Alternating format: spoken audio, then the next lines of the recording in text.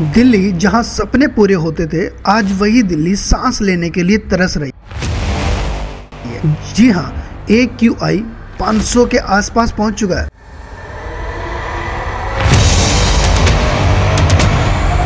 और सवाल सिर्फ एक है, दिल्ली को अब बचाएगा कौन? चलिए पहले जानते हैं कि ये AQI होता क्या है। AQI means air qualified index. Simple भाषा में अगर मैं बोलूं तो हवा में जितनी जहरीली गैसेज होती हैं, कितनी डस्ट है, कितना पोल्यूशन इसमें ऐड हुआ है, उन सबको इंडेक्स करता है एक मीटर जो बनाया गया, उसका नाम रखा गया AQI। ओके, इसके बाद तो अब बात की जाए कि कितना AQI लेवल हमारे लिए सेफ होता है और कितना AQI हमारे लिए डेंजर जोन। अगर यही AQI 0 से 50 तक होता है तो हम इसको बहुत सेफ मानते हैं, लेकिन ये 50 से 100 तक ठीक ठाक माना जाता है। और यही अगर 100 से लेके 200 के बीच चला जाता है तो ये रिस्क में आ जाता है। और अगर मैं बात करूं ये 200 से लेके 300 तक चला जाता है तो ये बहुत खराब सिचुएशन मानी जाती है। लेकिन यहाँ पे सीन कुछ और ही है। तो अगर यही AQI लेवल 300 से पार चला जाता है तो इसका मतलब कि एक इमरजेंसी सिचुएशन क्रिएट हो चुके हैं। और गाइस, सोचने की बात यह है कि दिल्ली का AQI लेवल 400 से लेके 500 के बीच चला गया तो ये बहुत डेंजरस सिचुएशन में आता है। तो ऐसे में बड़ा सवाल ये बन जाता है कि दिल्ली जहां सांस नहीं ले पा रही, AQI लेवल डेंजर पार लेवल भी क्रॉस कर चुका है, तो अब दिल्ली को बचाएगा कौन? तो आखिर अब सवाल ये आता है, AQI लेवल बढ़ने के मेन रीजन क्या है? क्यों दिल्ली इतने खतरे में है? क्या बीजेपी ने इसको बढ़ाया? क्या आम आदमी पार्टी ने इसको बढ़ा दिया या आम लोगों ने इसको बढ़ाया? चलिए इसको डिटेल में जानते हैं। हे गाइस, मैं आपका दोस्त एंड होस्ट मिस्टर आशीष वर्मा। एक डिटेल वीडियो जो आपको पूरा सच बताएगी, पूरा सच दिखाएगी। इस चैनल पे अगर आप न्यू हो तो सब्सक्राइब कर लेना। कुछ एनिमेट वीडियो के साथ में हम समझते हैं इस पूरी समस्या की जड़ क्या है। चलिए ये भी जान लेते हैं एक्चुअली में AQI बढ़ने के रीजन क्या क्या है, यानी कि मेन कारण क्या रहे जिससे दिल्ली के अंदर इतना AQI लेवल बढ़ चुका है। तो गाइस, एक रिपोर्ट के हिसाब से हमने देखा कि काफी सारे रीजंस निकल के आए जिससे दिल्ली का AQI लेवल बढ़ गया और दिल्ली के लोगों को अब मास्क लगा के घूमना फिरता है, जहां पर उनकी सिचुएशन बहुत डेंजर लेवल पे जा चुकी है। मेन रीजन यहाँ पर मैं आपको काउंट बाय काउंट बताता हूँ। यहाँ पर देखेंगे तो सबसे पहले रीजन हमें दिखने को जो मिलता है, गाड़ियाँ वो जिनका धुआं बहुत ज्यादा है। यहाँ पे 2 गाड़ियों को कंसिडर किया जाता है। जो गाड़ी चलने में ठीक है और टाइम पे सर्विस होती है वो गाड़ी तो ओके है, कोई दिक्कत नहीं है। लेकिन यहाँ कुछ हम जैसे आम इंसान गलती ये करते हैं कि अपनी गाड़ी काफी ओल्ड हो चुकी है और उसका इंजन ऑयल ज्यादा जलने से धुआं भी ज्यादा निकलता है और उसके टाइम पे सर्विस नहीं करवाना एक रीजन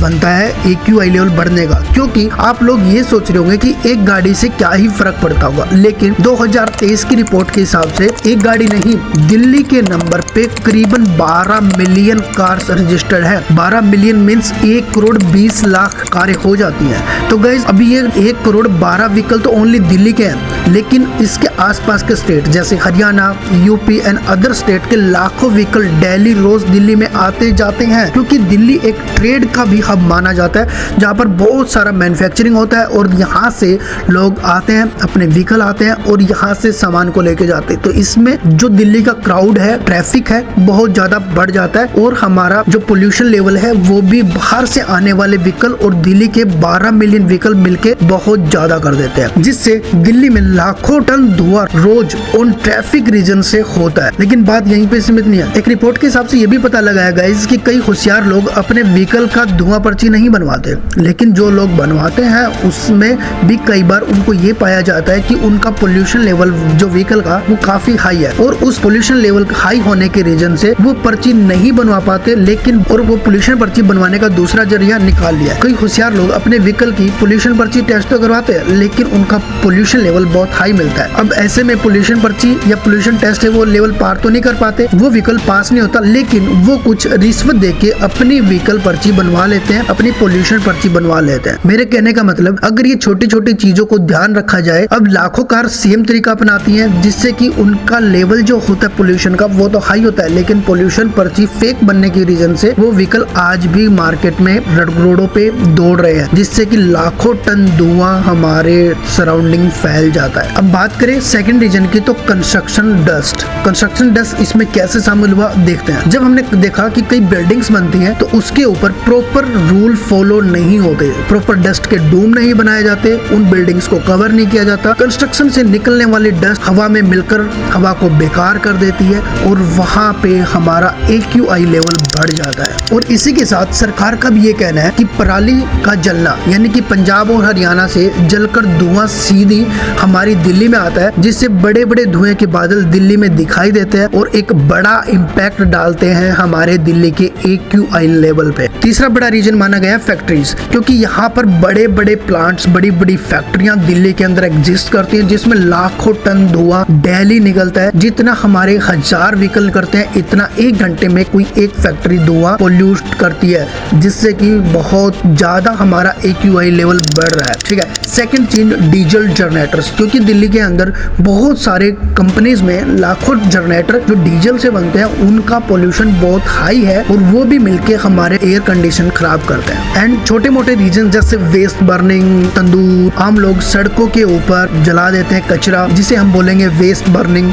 ये सब मिलकर धीरे धीरे गैस के बड़े बड़े चैम्बर बना लेते हैं, जिससे लगता है आसमान में धुआं के बादल है, डस्ट है और इकट्ठा हो रहे हैं, जिससे AQI लेवल अति पार हो चुका है। अब जो मैं बताने वाला हूँ और आप दिल्ली में रहते हो या दिल्ली के आसपास भी रहते हो, अगर आपने ये चीज फॉलो नहीं की तो वो दिन दूर नहीं कि आपकी लाइफ सीधी 50% कम हो जाएगी और आप मजबूरन हॉस्पिटल के रोज चक्कर लगाओगे और एक दिन वो देखना पड़ेगा जिसको कभी आपने सोचा भी नहीं होगा। तो आपको करना क्या चाहिए वो सुनो। देखो, दिल्ली को साफ करने में ओनली गवर्नमेंट ही नहीं, हम सबको साथ चलना पड़ेगा। जैसे कि एक आदमी एक गाड़ी चलाता है आजकल दिल्ली में एवरेज, प्राइवेट गाड़ियां कम चलाए। आजकल हर घर में एक मेंबर के साथ में एक गाड़ी हो रखी है। हमारे घर में 3 मेंबर है तो हमारे पास 2 या 3 कार है। ऐसे में क्या होता है कि ज्यादा कार ज्यादा पोल्यूशन। एक आदमी एक गाड़ी चलाएगा, आप जिसे लग्जरी मानते हो वो एक्चुअल में पोल्यूशन का कारण बन रहा है। Next solution pollution transport. अगर हम अडॉप्ट करें मेट्रो, बस, शेयर राइड्स, ठीक है, जो हमें कॉस्ट इफेक्टिव भी पड़ते हैं, और अगर हम ऐसे ट्रेवल करेंगे तो हम अपने व्हीकल्स को कम चलाएंगे, जिससे पोल्यूशन होने के चांसेस कम हो जाते हैं। नंबर 3, आप अपनी सेफ्टी के लिए N95 मास्क का यूज किए। हेल्थ बेटर के लिए N95 यूज करो,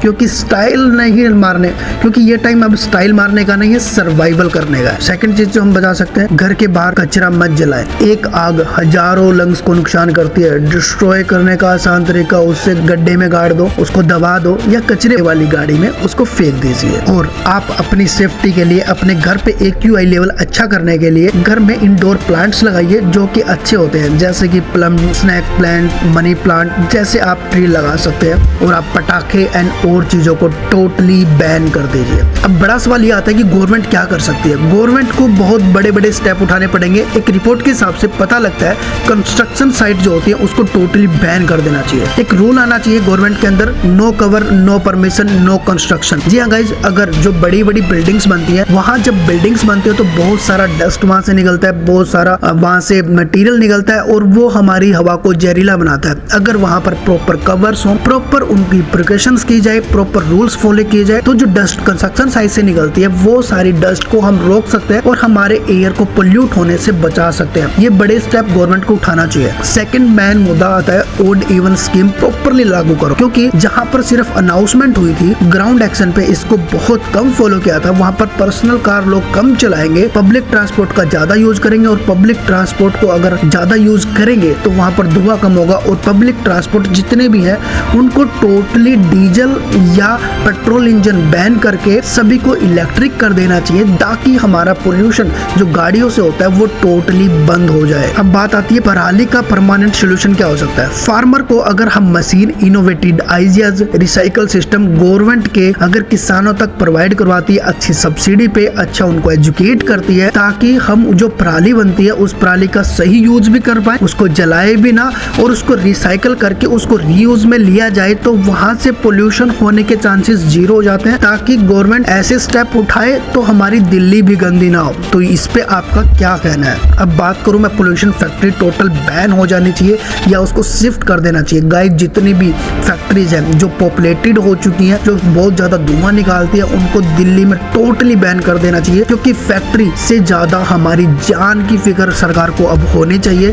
क्योंकि अगर दिल्ली सेफ है तो पूरा इंडिया सेफ है। कैपिटल माना जाता है हमारी दिल्ली को, दिल की धड़कन माना गया हमारे भारत की और दिल्ली ही अगर मर गई तो हमारा क्या होगा। तो इसमें पोल्यूशन जो फैक्ट्रीज है सबको बैन कर देना चाहिए और उनको एक स्ट्रिक्ट इंस्ट्रक्शन देना चाहिए कि आप अपनी फैक्ट्री को शिफ्ट कीजिए और आप किसी आउटर एरिया में उसको लगाएं। और नई फैक्ट्रीज जितनी भी बनती हैं जो धुआं निकालेंगी उनको कभी भी परमिशन मत दो, उनको अलाउ ही नहीं करना चाहिए कि ऐसे स्ट्रिक्ट रूल अगर गवर्नमेंट फॉलो करती है तो कुछ हो सकता है। इससे अगला स्टेप हो सकता है आर्टिफिशियल रेन। जो हमने देखा चाइना, दुबई जैसे कंट्रीज आर्टिफिशियल रेन करवा के अपने एयर को क्लीन करते हैं, इसी तरीके से इंडिया भी प्रॉपर टेक्निक्स और प्रॉपर टेक्नोलॉजी का यूज करके आर्टिफिशियल रेन को सक्सेस कर सकती है, जिससे कि हवा में जितने भी धूल के कण धुआं है सारा नीचे आ जाएगा और वो एकदम से क्लीन एयर कर सकता है। तो ये चीजें भी बहुत ज्यादा इम्पैक्ट डालती है। तो इसलिए प्रॉपर टेक्नोलॉजी, प्रॉपर साइंटिस्ट और प्रॉपर फॉर्मूला को अगर लगाया जाए तो हम आर्टिफिशियल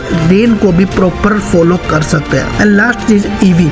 देखो नेक्स्ट टाइप होता है कि ईवी व्हीकल्स। अगर हम ईवी व्हीकल को ज्यादा प्रमोट करेंगे, अडॉप्ट करेंगे, आम पब्लिक को भी इसको अडॉप्ट करना पड़ेगा। ईवी व्हीकल हम जितने ज्यादा लेंगे, जैसे जैसे ईयर बाय ईयर निकलते जाएंगे तो हमारी जो डीजल एंड पेट्रोल व्हीकल की कार्स हैं वो सारी ईवी में कन्वर्ट हो जाएंगी। एक टाइम ऐसा आएगा हमारे पास में 70 to 80% कार्स ईवी व्हीकल होंगी, जहां से पोल्यूशन होने के 0% हो जाते हैं। और वहां पर हमारी car, buses, train, private vehicle जितने भी होंगे ईवी में होंगे, तो वहां से हमारा पोल्यूशन होने के चांस कम। एंड सेकंड चीज, हमारे देश की जीडीपी बढ़ेगी। जीडीपी इसमें ऐसे बढ़ेगी, अगर हम पेट्रोल डीजल इंपोर्ट करना बंद करेंगे तो हमारी जीडीपी ऑटोमेटिक स्ट्रॉन्ग होगी। अगर गवर्नमेंट या हमने अभी भी एक्शन नहीं लिया तो डॉक्टर कहते हैं कि ऐसी हवा में रहना, ये मान के चलो कि दिन में 20 सिगरेट पीने के बराबर है। बच्चे, बूढ़े, प्रेग्नेंट वुमेन से सबसे ज्यादा रिस्क है इससे। दिल्ली सिर्फ गवर्नमेंट से नहीं बचेगी, दिल्ली तब बचेगी जब हम सब साथ चलेंगे, सब साथ निभाएंगे। और अगर आपको वीडियो पसंद आया तो फॉलो कर लीजिए DFA यूनिवर्स। आपका दोस्त, आपका होस्ट मिस्टर आशीष वर्मा। और मेरी राय आपको कैसे लगी, ये सब रिपोर्ट आपको कैसे लगी, जल्दी से फॉलो करके कमेंट में जरूर बताइए। दिल्ली को